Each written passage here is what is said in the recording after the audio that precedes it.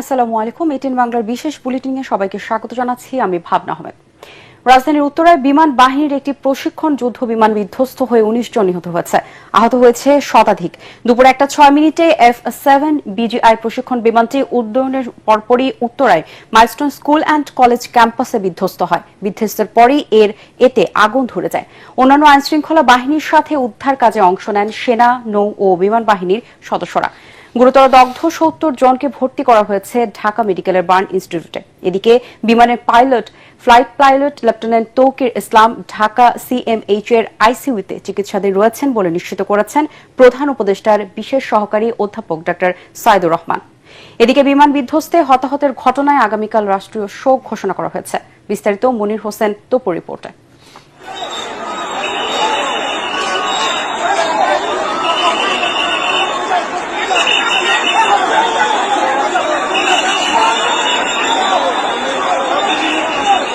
নিয়মিত প্রশিক্ষণের অংশ হিসাবে বিমান বাহিনীর কুর্মিটোলা AK খন্দকার ঘাঁটি থেকে দুপুর 1:06 উড্ডয়ন করে F7 BGI প্রশিক্ষণ যুদ্ধবিমান। উড্ডয়নের কয়েক মিনিটের মধ্যেই উত্তরার মাইলস্টোন স্কুল অ্যান্ড কলেজের হায়দার আলী ভবনে বিধ্বস্ত হয় বিমানটি। সেখানে টিফিনের জন্য প্রস্তুতি নিচ্ছিল শিক্ষার্থীরা।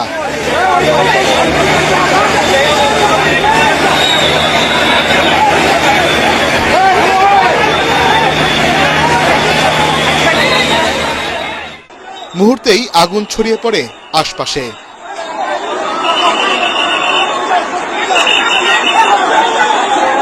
বিকট শব্দ ও আগুনের গোলায় শিক্ষার্থীদের মধ্যে আতঙ্ক ছড়িয়ে পড়ে। অভিভাবকরা ছুটে আসেন সন্তানদের খোঁজে। অনেকের হাত পা ও শরীরের বিভিন্ন অংশ দগ্ধ হয়েছে। অনেকের শ্বাসনালীতেও ধোঁয়ার প্রভাব পড়েছে।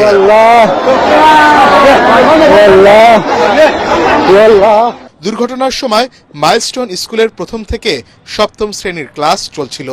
হঠাৎ বিকট শব্দ ও বিস্ফোরণে ছাত্রছাত্রীরা দিশেহারা হয়ে পড়েন। অনেকে কান্নায় ভেঙে পড়েন, কেউ কেউ রুম ছেড়ে বেরিয়ে আসেন।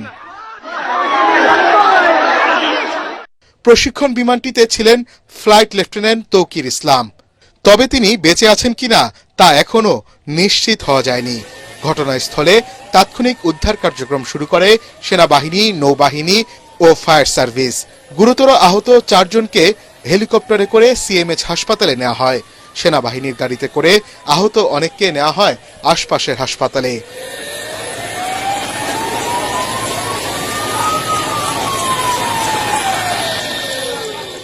জাতীয় প্লাস্টিক অ্যান্ড বার্ন ইনস্টিটিউট হাসপাতালে দগ্ধ 70 জনকে উদ্ধার করে আনা হয়েছে। একই সাথে ঢাকা মেডিকেলের বার্ন ইউনিটেও চিকিৎসা নিচ্ছেন অনেকে।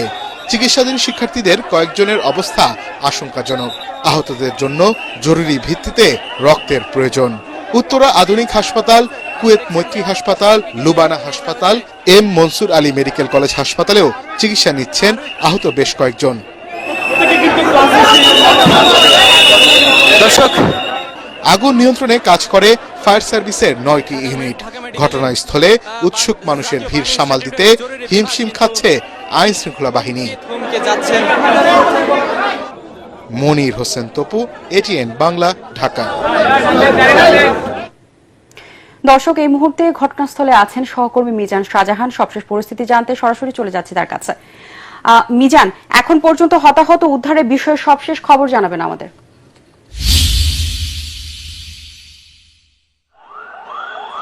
ভাবনা, আপনাকে ধন্যবাদ।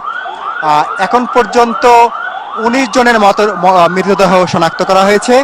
এর মধ্যে বেশিরভাগই শিক্ষার্থী। এর বাহিরেও আরো হতাহত থাকতে পারে। ফায়ার সার্ভিসের মহাপরিচালক কিছুক্ষণ আগে সংবাদ মাধ্যমের সাথে কথা বলেছেন। তিনি যেমনটি জানিয়েছেন যে 19 জনের মৃতদেহ তারা এরই মধ্যে উদ্ধার করতে পেরেছেন।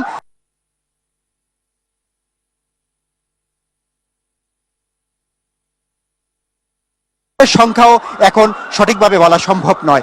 এখানে দুর্ঘটনা ঘটেছে, সাথে সাথে অনেক অভিভাবক আশপাশে ছিলেন, কলেজের আশপাশে, তারা তাদের সন্তানদেরকে বিভিন্ন হাসপাতালে চিকিৎসালয়ে নিয়ে গেছেন। সুতরাং কতজন হতাহত হয়েছেন বা আহত হয়েছেন সেটি এখন। তবে আপনাকে এটুকু আমি জানিয়ে রাখি ভাবনা, বিমানটি যখন বিধ্বস্ত হয় তখন দুপুর 1:18। দুপুরে 1টা থেকে 2টা পর্যন্ত এখানে লাঞ্চের বিরতি চলছিল মাইলস্টোন কলেজে, যার কারণে বেশিরভাগ শিক্ষার্থী ওই সময় ক্যান্টিনে অবস্থান করছিল। এবং বিমানটি 1:12 উড্ডয়নের 1:06 উড্ডয়নের পরে 12 মিনিট উড়েই 1:18 ঠিক মাইলস্টোন কলেজের ক্যান্টিনের উপরে বিধ্বস্ত হয়। এই কারণে ক্যান্টিনের ভেতরে যারা অবস্থান করছিলেন শিক্ষার্থীরা বা শিক্ষকরা, তাদের কতজন বেঁচে আছেন বা কতজন হতাহত হয়েছেন তা এই মুহূর্তে বলা খুব মুশকিল। তবে আমরা এরই মধ্যে অনেক হাসপাতালে খোঁজখবর নিয়েছি, তা আমরা জানতে পেরেছি যে সেখানে অভিভাবকদের আহাজারি চলছে। এই সমস্ত সন্তান যাদের বয়স 15 থেকে 25-এর মধ্যে, এসব সন্তানের মৃত্যু সংবাদ তারা সহজভাবে নিতে পারছেন না, তারা কান্নায় ভেঙে পড়ছেন। আর এখানে আমি যদি আপনাকে পরিবেশ দেখাতে চাই, এখানে অনেক উৎসুক জনতার ভিড় রয়েছে, তারা এখানে ভিড় করছেন, তারা দেখছেন। যেমন সংবাদকর্মীরা রয়েছেন, একইভাবে সামাজিক যোগাযোগ মাধ্যমের কর্মীরাও কিন্তু এখানে রয়েছেন। সামাজিক যোগাযোগ মাধ্যমের এত ভিড় যে আমাদের মূলধারার গণমাধ্যমের এখানে কাজ করা অনেকটা কঠিন হয়ে পড়েছে। আর এছাড়া তো উৎসুক জনতা রয়েছে, যেই কারণে উদ্ধার কাজও কিছুটা ব্যাহত হচ্ছে। উদ্ধারকারী বাহিনী থেকে বারবার বলা হয়েছে যে নিরাপদ দূরত্ব থেকে তাদেরকে সহায়তা করার জন্য, কিন্তু এখানে অনেকেই শুনছেন না। এখানে ফায়ার সার্ভিসের একের পর এক গাড়ি আসছে, আমরা দেখতে পাচ্ছি যে নতুন নতুন অ্যাম্বুলেন্স আসছে, আবার অ্যাম্বুলেন্স কিছুক্ষণ পরে বের হয়ে যাচ্ছে। আমরা ধারণা করছি যে যারা হতাহত হয়েছেন বা আহত যাদেরকে উদ্ধার করা হচ্ছে, তাদেরকে বিভিন্ন হাসপাতালে নেওয়া হচ্ছে। আরেকটি বিষয় হচ্ছে যে এখানে যেহেতু অনেক হতাহত রয়েছে, আমাদেরকে স্কুল কর্তৃপক্ষ এবং অভিভাবকদের পক্ষ থেকে বলা হয়েছে যে এখানে ভিড় না করে যারা আহত রয়েছেন, ঢাকা শহরের বিভিন্ন হাসপাতালে ভর্তি হয়েছেন, তাদের যদি তারা রক্ত দিতে পারেন গ্রুপ অনুযায়ী, তাহলে হয়তো অনেকের উপকার হয়। ভাবনা এই হচ্ছে আমার কাছে এই মাইলস্টোন কলেজের পাশের সবশেষ খবর। মিজান, আপনাকে ধন্যবাদ। দর্শক, এই মুহূর্তে ঢাকা মেডিকেল সংলগ্ন জাতীয় প্লাস্টিক অ্যান্ড বার্ন ইনস্টিটিউটে আছেন সহকর্মী SM আশরাফ। এবার চলে যাচ্ছি তার কাছে। আশরাফ, আহতদের অবস্থা কেমন দেখছেন? এখন পর্যন্ত আহতর সংখ্যা কতজন?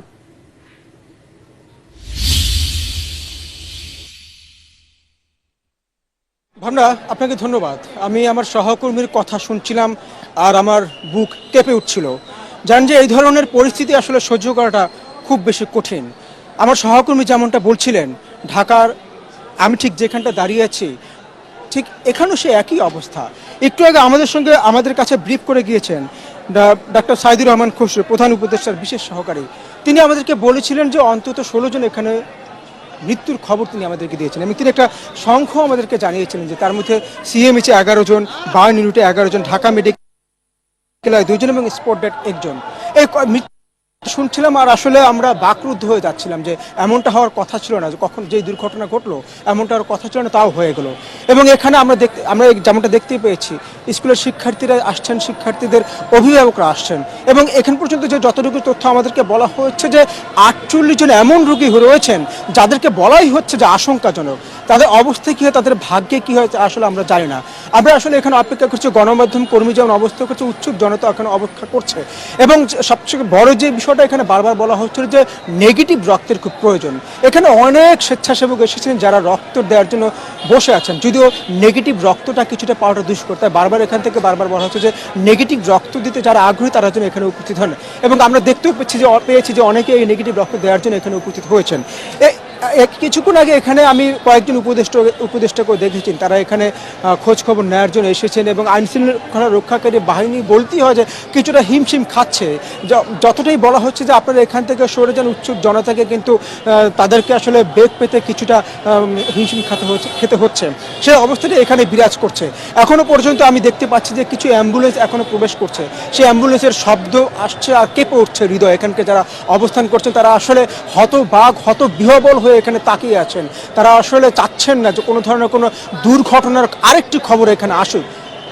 এখানে সবাই যদি বলতেই পারে অনেকটা প্রার্থনারত অবস্থা আছেন যে আর যেন কোনো রকম কোনো আহতের খবর তারা এখানে না পান। তো এই ছিল এখানকার সবশেষ পরিস্থিতি আমার কাছে। ভাবনা, আশরাফ, আপনাকে ধন্যবাদ।